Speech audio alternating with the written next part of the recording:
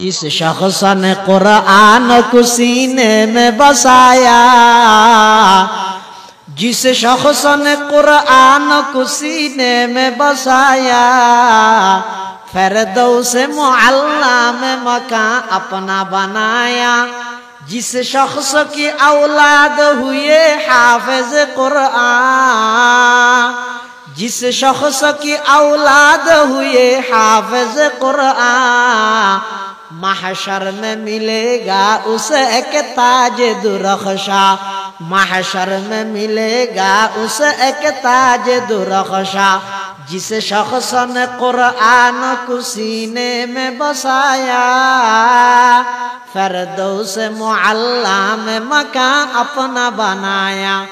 10 अहल जहन्नम की सिफारिश वो करेगा, 10 अहल जहन्नम की सिफारिश वो करेगा।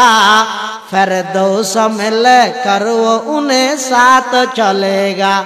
10 ने किया हर हर्फ पे पाता है मुसलमान, यूं काबिल सदरिश कहे हर हामिल कुरान।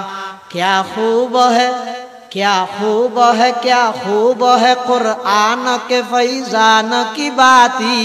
आई मोमिन करते रहो कुरान की बाती, आई मोमिन करते रहो कुरान की बाती।